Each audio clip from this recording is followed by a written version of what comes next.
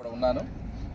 ఈరోజు ఇక్కడికి రావడానికి గల ముఖ్య ఉద్దేశం ఏంటంటే, మే 1వ తారీఖున ప్రపంచ కార్మికులారా ఐక్యం కండి అనే నినాదంతో, మరి కార్ల్ మార్క్స్ చెప్పినటువంటి ఆ నినాదంతో మనం కూడా సిపిఎస్ ఉద్యోగులారా ఐక్యం కండి, అలాగే ఉద్యోగ ఉపాధ్యాయుల ఐక్యం కండి అనే నినాదంతో మే 1వ తారీఖున చిత్తూరు జిల్లాలో మొదలుపెట్టాం ఈ ప్రోగ్రాం.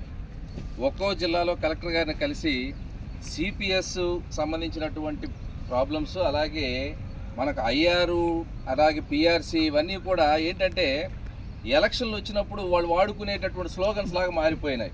ఐఆర్ ఇస్తాం, పిఆర్సి ఇస్తాం, అది చేస్తాం, ఇది చేస్తాం, ఇవన్నీ కూడా వాళ్ళు ఎలక్షన్లు గెలిచే వరకు ఉపయోగించుకునే స్లోగన్స్గా మెట్లుగా మారిపోయిన. ఎలక్షన్లు గెలిచిన తర్వాత పట్టించుకునే దాఖలాలు అయితే కనిపించట్లా.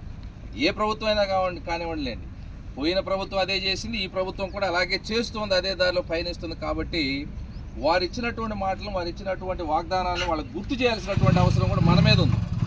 వాళ్ళు రాజకీయ నాయకులు, వాళ్ళు ఏమైనా చేయగలరు. కాబట్టి గెలిచాము, ఒక సంవత్సరం అయిపోయింది, ఇక తర్వాత వాళ్ళు పట్టించుకోవాల్సిన అవసరం లేదని వాళ్ళు అనుకుంటున్నటువంటి సందర్భంలో కాదు, మేము మీరు ఇచ్చినటువంటి మాటలు మీరు మర్చిపోతారేమో కానీ మేము మర్చిపోయి మీకు గుర్తు చేస్తామనేటువంటి నినాదంతో ఈరోజు ఇది 18వ జిల్లా ఇక్కడికి చేరుకోవడం జరిగింది. చిత్తూరు జిల్లా నుంచి స్టార్ట్ అయినటువంటి మన ఉద్యమము. కాబట్టి మిత్రులారా, ఏ విషయంలోనైనా సరే ప్రభుత్వాలు కంపాషనేట్గా ఉద్యోగుల ఉపాధ్యాయులకు ఇచ్చినటువంటి మాట ప్రకారంగా, ఇదిగో వీళ్ళకి మనం ఆ మాట చెప్పేవి చేద్దామనేటటువంటి దృక్పథం అయితే ప్రభుత్వాలు లేవు. అదైతే క్లియర్.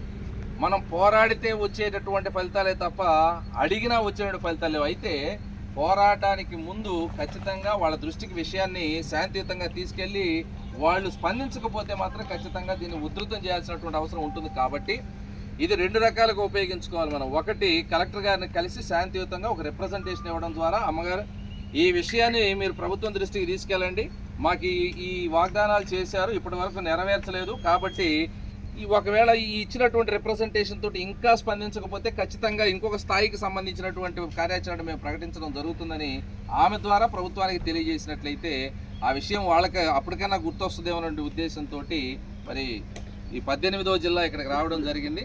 మిత్రులారా, మీ అందరికీ తెలుసు, గత 6 సంవత్సరాలుగా 7 సంవత్సరాలుగా మన బ్రతుకులు ఎలా ఉన్నాయో. జీతంలో ఇంక్రిమెంట్ ఆపడానికి అవకాశం లేదులే కానీ, లేకపోతే ఖచ్చితంగా ఇంక్రిమెంట్ కోసం కూడా ఉద్యమాలు చేయాల్సినటువంటి దౌర్భాగ్య స్థితి మనకు వచ్చేదే, ఈ పాటికి వచ్చేది. అది అవకాశం లేదు. కాబట్టి ఇక మనం ఇలాగే ఉన్నామనుకోండి, ఖచ్చితంగా రాబోయేటటువంటి కాలాల్లో ఇంక్రిమెంట్ కోసం కూడా అడగాల్సినటువంటి పరిస్థితి ఏర్పడే అవకాశం ఉంది. కాబట్టి ఆ రాబోయే ప్రమాదాలను తొలగించుకోవడానికి, ప్రస్తుతం ఉన్నటువంటి ప్రమాదాలను తొలగించుకొని ముందుకు వెళ్ళడానికి, మన కుటుంబాలను, మన పిల్లలను, మన భవిష్యత్తును రక్షించుకోవడానికి ఉద్యోగ ఉపాధ్యాయులుగా ఈ సమాజంలో కాస్తో కోస్తో చదువుకున్నటువంటి వాళ్ళుగా, మేధావులుగా అనుకుంటున్నటువంటి మనమే మరి మనకిచ్చినటువంటి వాగ్దానాలు మనం మర్చిపోతే కుదరదు కదా. అంటే ప్రభుత్వాలు చేసేటటువంటి పనులు ఎలా ఉంటాయంటే, మనం చెప్పాం, ఎలక్షన్ సమయంలో సిపిఎస్ విధానాన్ని 1 సంవత్సరం లోపు ఏదో తార్కిక విధానం అని చెప్పేసి అన్నారు. పోయిన గవర్నమెంట్ అయితే మరీ దారుణం, 1 వారం రోజుల్లోపు, 1 నెల రోజుల్లోపు మీకు ఎందుకు ఓపీఎస్ విధానాన్ని ఇచ్చేస్తామని చెప్పేసి దాన్ని అడిగితే మా మీద కేసులు పెట్టేటువంటి సందర్భాలు కూడా ఉన్నాయి. ఇప్పటికి కూడా దాదాపు 3000 మంది మీద ఈ రాష్ట్రంలో సిపిఎస్ ఉద్యోగుల మీద కేసులు ఉన్నాయి. ఆ కేసులు తొలగించమని అడుగుతున్నాం.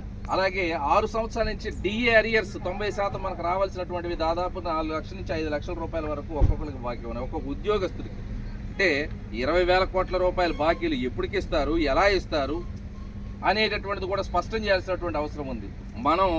మన పనులు మనం బిజీగా ఉంటే గవర్నమెంట్ కూడా వాళ్ళ పనులు వాళ్ళు బిజీగా ఉంటారు, అంటే నటిస్తారు వాళ్ళు కూడా మర్చిపోయినట్లుగా. కాబట్టి గుర్తు చేయడం కోసం మొదటి విడతగా ఈ ప్రోగ్రాం చేయడం జరుగుతుంది. అలాగే జూన్ 5వ తారీఖున మన జేఏసీకి సంబంధించినటువంటి 47 సంఘాల మద్దతుతోటి విజయవాడ నగరంలో సీఎం గారిని కూడా ఆహ్వానించాము. జూన్ 5న మన 3వ కౌన్సిల్ సమావేశాన్ని నిర్వహించడం జరుగుతుంది. కామ్రేడ్ కేఆర్ సూర్యనారాయణ గారి అధ్యక్షతన మనం అందరం కూడా పాల్గొందాం. మన బలమేంటో తెలిస్తేనే ఖచ్చితంగా వాళ్ళు మనకు కావాల్సినటువంటివి ఏవైనా కానీ ఇవ్వడానికి, దాని గురించి ఆలోచించడానికి అవకాశం ఉంటుంది. కాబట్టి మీరందరూ కూడా రేపు జూన్ 5వ తారీఖు కూడా పెద్ద ఎత్తున విజయవాడకు తరలి వస్తే మన బలాన్ని ప్రభుత్వానికి చూపిద్దాం. మీరు చెప్పినటువంటి వాగ్దానాలు నెరవేర్చకపోతే ఖచ్చితంగా మేము ఇంకొక స్థాయిలో ఉండేటటువంటి ఉద్యమాన్ని కూడా చేస్తామనే సంకేతాన్ని ప్రభుత్వానికి ఇవ్వడం ద్వారా మాత్రమే మనం ఆకాంక్షిస్తున్నటువంటి జీతాల పెంపు కావచ్చు, డిఏ కావచ్చు, ఐఆర్ కావచ్చు, పిఆర్సీ కావచ్చు, లేకుంటే కాంట్రాక్ట్ అవుట్ సోర్సింగ్ ఉద్యోగస్తులు ఉన్నారు, వాళ్ళు ఎలా బ్రతుకుతున్నారో పాపం 10,000 రూపాయలు వాళ్ళ కారు డ్రైవర్కి ఇచ్చేటటువంటి దాంట్లో 5 రోజులకి ఇచ్చే సరిపోయేటటువంటి జీతం. దాదాపుగా 50,000 రూపాయలు లేకుండా వాళ్ళ కారు డ్రైవర్లు కూడా ఎవరు రావట్లా. మరి 10,000 రూపాయలతోటి, 13,000 రూపాయలతోటి, 15,000 రూపాయలతోటి ఉద్యోగస్తులు ఎలా బ్రతకాలి? వాళ్ళ పిల్లల్ని ఏమైనా చదివించుకోవాలి? వాళ్ళకి ఏదైనా జబ్బు చేస్తే హాస్పిటల్ ఖర్చులు ఎవరు పెట్టుకోవాలి?